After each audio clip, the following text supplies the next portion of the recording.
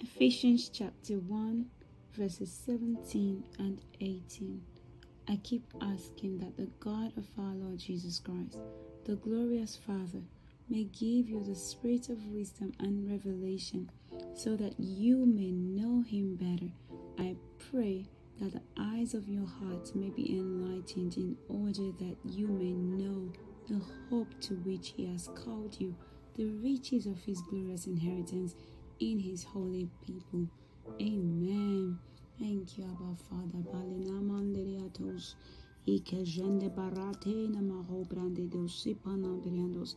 Eka patera meledos ena kapala de baladina nanos. Daddy, thank you for light. Elezus eka brano doshe. You are enlightening us. Sigedamando.